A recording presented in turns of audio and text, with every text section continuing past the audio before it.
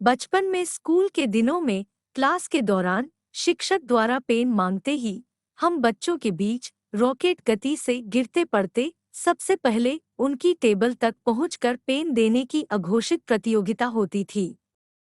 जब कभी मैम किसी बच्चे को क्लास में कॉपी वितरण में अपनी मदद करने पास बुला ले, तो मैडम की सहायता करने वाला बच्चा अकड़ के साथ अजीमो शाह शहंशाह बना क्लास में घूम घूम कर कापियां बांटता और बाकी के बच्चे मुंह उतारे गरीब प्रजा की तरह अपनी बेंच से ना हिलने की बाध्यता लिए बैठे रहते।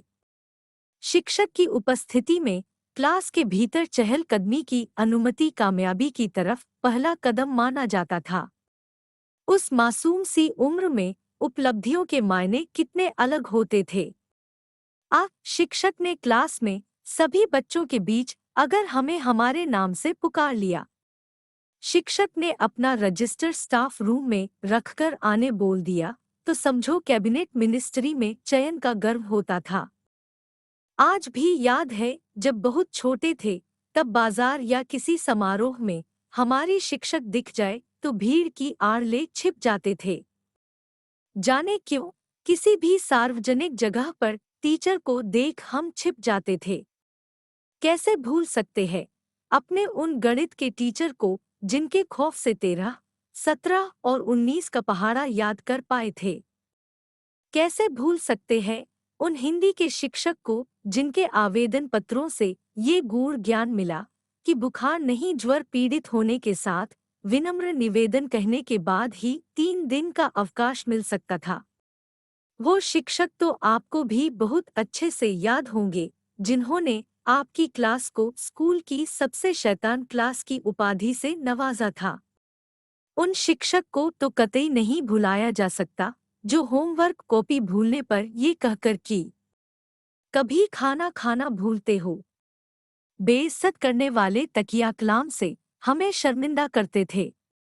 शिक्षक के महज इतना कहते ही कि एक कोरा पेज देना, पूरी कक्षा में फड़फड़ाते 50 पन्ने फट जाते थे। शिक्षक के टेबल के पास खड़े रहकर कॉपी चेक कराने के बदले यदि 100 दफा सूली पर लटकना पड़े तो वो ज्यादा आसान लगता था। क्लास में शिक्षक के प्रश्न पूछने पर उत्तर याद न आने पर कुछ लड़के लड़कियों के हाव भाव ऐसे होते थे कि उत्तर तो जुबान पर रखा है, बस जरा सा छोर हाथ नहीं आ रहा। ये ड्रामेबाज छात्र उत्तर की तलाश में कभी छत ताकते, कभी आंखें तरेरते, कभी हाथ झटकते।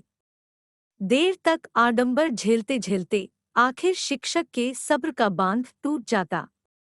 सुबह की प्रार्थना में जब हम दौड़ते भागते देर से पहुंचते तो हमारे शिक्षकों को रत्ती भर भी अंदाजा न होता था कि हम शातिर छात्रों का ध्यान प्रार्थना में कम और आज के सौभाग्य से कौन कौन सी शिक्षक अनुपस्थित है के मुआयने में ज्यादा रहता था।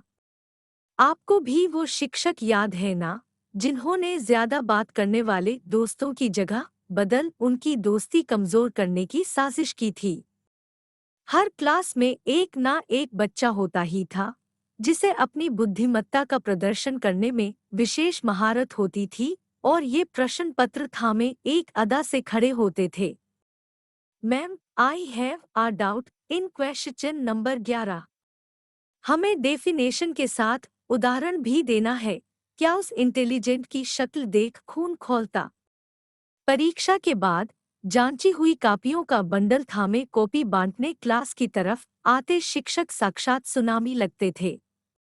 ये वो दिन थे जब कागज के एक पन्ने को छूकर खाई विद्या कसम के साथ बोली गई बात संसार का अकाट्य सत्य हुआ करता था। मेरे लिए आज तक एक रहस्य अनसुलझा ही है कि खेल के पीरियड का 40 मिनट छोटा और इतिहास का पीरियड वही 40 मिनट लंबा कैसे हो जाता था। सामने की सीट पर बैठने के नुकसान थे तो कुछ फायदे भी थे।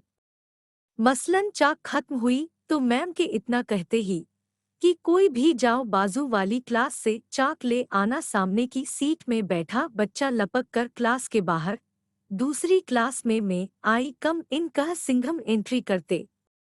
सरप्राइज चेकिंग पर हम पर कापियां जमा करने की बिजली भी गिरती थी सभी बच्चों को चेकिंग के लिए कॉपी टेबल पर ले जाकर रखना अनिवार्य होता था। टेबल पर रखे जा रहे कॉपियों के ऊंचे ढेर में अपनी कॉपी सबसे नीचे दबा आने पर तूफान को जरा देर के लिए टाल आने की तसल्ली मिलती थी। वो निर्देश शिक्षक जो पीरियड खत्म होने के बाद का भी 5 मिनट पढ़ाकर हमारे लंच ब्रेक को छोटा कर देते थे।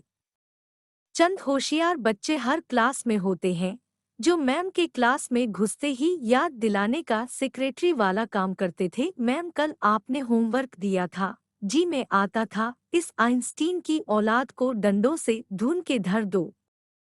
आज भी जब मैं अपने विद्यालय या महाविद्यालय की बिल्डिंग के सामने से गुजरता हूँ तो लगता है कि एक दिन था जब ये बिल्डिंग मेरे जीवन का अभिन्न हिस्सा थी। अब उस बिल्डिंग में न मेरे दोस्त हैं, न हमको पढ़ाने वाले वो शिक्षक। बच्चों को लेट एंट्री से रोकने गेट बंद करते स्टाफ भी नहीं दिखते, जिन्हें देखते ही हम दूर से चिल्लाते थे गेट बंद मत करो भैया प्लीज। वो बूढ़े से बाबा भी नहीं हैं जो मैम से हस्ताक्षर लेने जब जब लाल रजिस्टर के साथ हमारी क्लास में घुसते तो बच्चों में खुशी की लहर छा जाती। दौड़ कर छुट्टी है। अब विद्यालय के सामने से निकलने से एक टीस सी उठती है जैसे मेरी कोई बहुत अजीज चीज छिन गई हो। आज भी जब उस इमारत के सामने से निकलता हूँ तो पुरानी यादों में खो जाता हूँ।